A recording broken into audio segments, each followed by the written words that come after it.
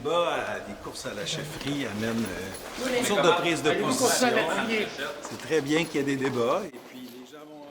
Le ministre de l'Immigration, oui, Jean-François Roberge, ne s'est pas arrêté devant les journalistes à l'Assemblée nationale après la période des questions cet après-midi.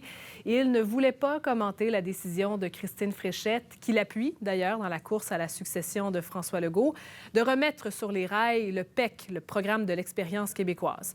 Mme Fréchette promet une clause de droit acquis pour les travailleurs étrangers. Donc, Louise, c'est ce que le maire de Québec demandait et, bien évidemment, il salue cette décision.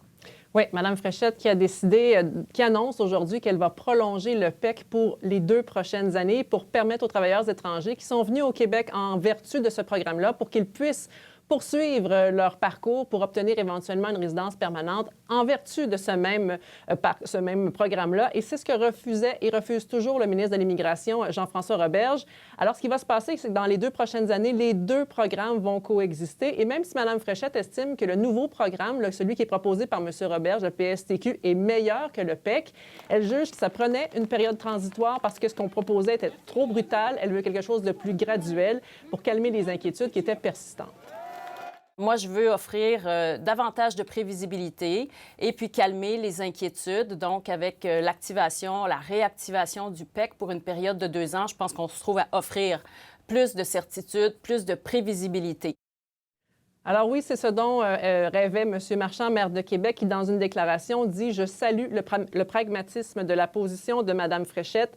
Elle permettrait, cette solution, de rassurer rapidement les personnes qui vivent une situation insoutenable et apporterait aussi une première réponse aux besoins des entreprises qui contribuent à la vitalité de leur communauté partout au Québec. » Et Louise, toujours au sujet de l'immigration, le maire de Québec a mal digéré la sortie du Parti québécois ce matin. Oui, le Parti québécois qui a mis en garde les villes ce matin et surtout les maires comme celui de Québec ou de Lévis qui demandent au gouvernement de trouver une solution dans le dossier des travailleurs étrangers. Le PQ dit, attendez, si on accueille tout le monde, là, puis dans la région de Québec, ils sont à peu près 13 000 travailleurs temporaires, là, mais peut-être même un petit peu plus. Le PQ dit qu'il y aura une pression sur les services, sur les écoles, sur les hôpitaux. Et M. Marchand fait une toute autre lecture du dossier.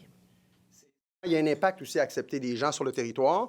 Qu'est-ce que ça veut dire pour le logement? Qu'est-ce que ça veut dire pour les organismes qui donnent des services, par exemple, aux populations plus marginalisées sur le territoire? Qu'est-ce que ça veut dire pour les services de santé, les services d'éducation? Il faut quand même avoir une vue d'ensemble. Il a raison. Il a raison qu'on va avoir de l'effet sur les services. Savez-vous quoi?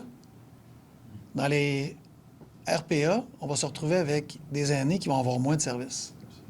Dans les hôpitaux, on va avoir moins de préposés aux bénéficiaires. Il a raison, M. Boissonneau.